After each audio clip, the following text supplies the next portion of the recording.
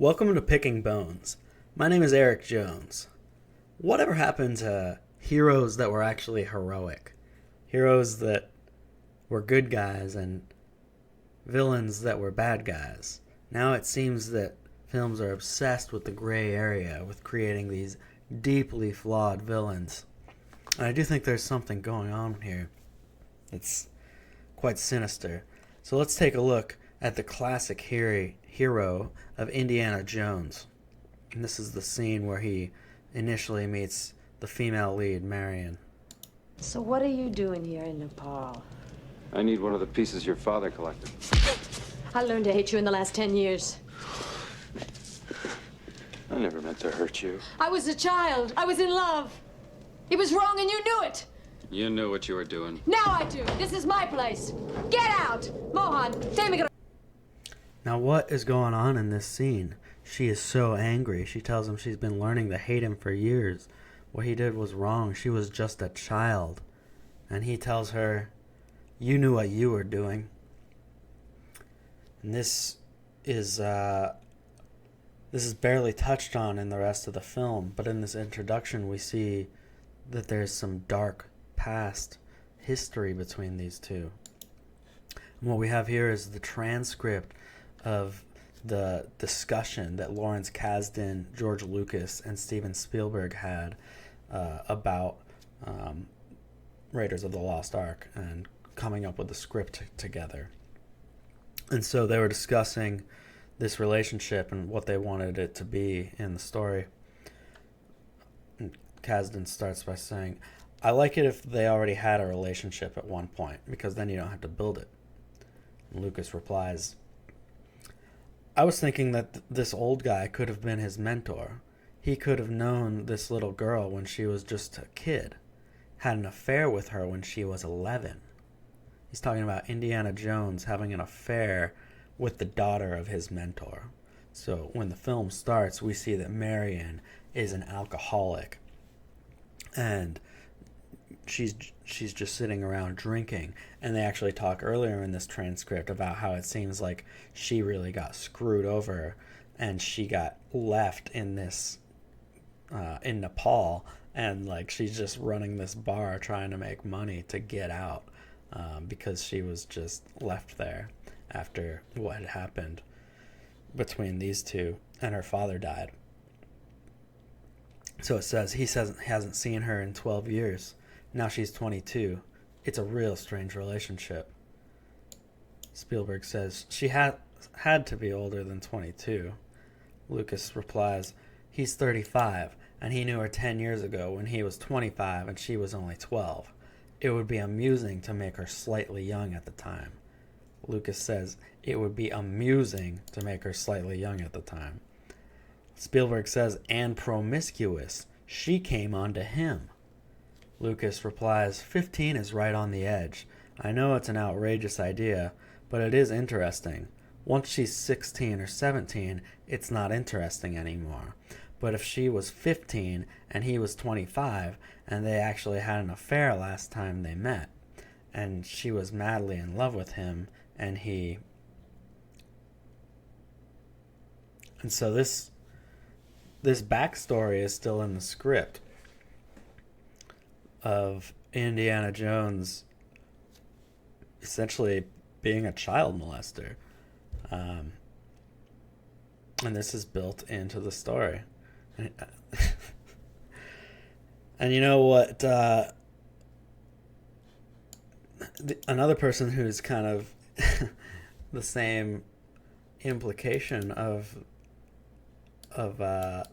how they look at things comes out with Harrison Ford himself, because Harrison Ford flew out to France to make sure that he got Roman Polanski his Oscar.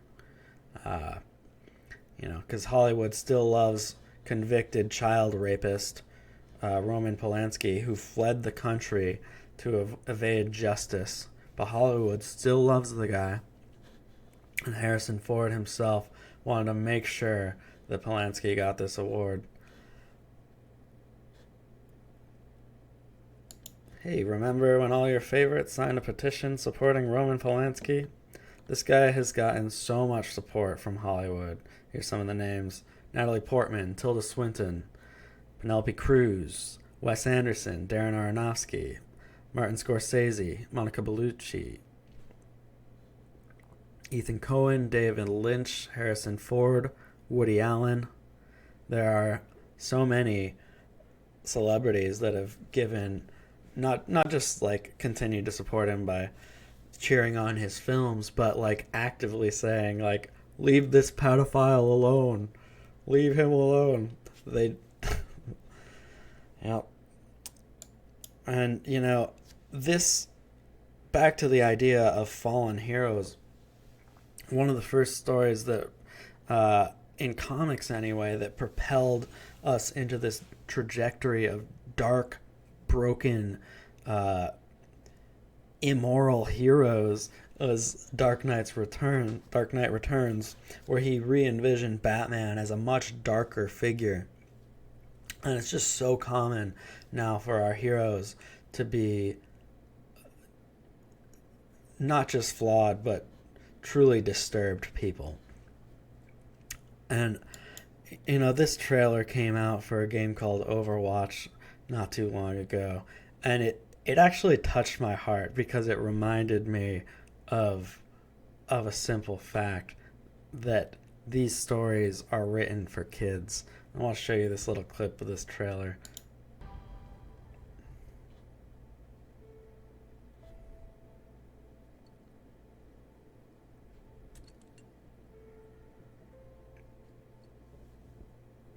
You know, the world could always use more heroes.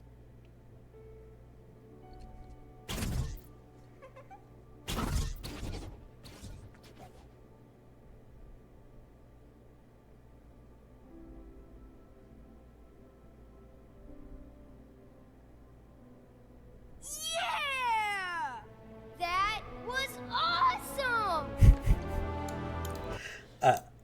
I really love that clip, and it reminded me when I saw it of like these heroic stories that we read and watch. They're supposed to be largely for kids, and they're supposed to inspire us to be better. And you know, you see the older brother there is really just inspired by it, and the younger kid, he just thinks it's so cool. And he thinks that not some dark, gritty child molester is so cool. He thinks this hero who's just trying to inspire him to be a better person. That's the example he's given, and so that's what he cheers on. It's such a simple illustration of how this affects people, particularly kids. And George Lucas himself is well aware of the fact that stories are made for kids. When talking about the creation of the new show, The Mandalorian, Jon Favreau spoke with George Lucas, who told him about his theory on how to best present stories. And so Favreau says, "We had a long talk with each other.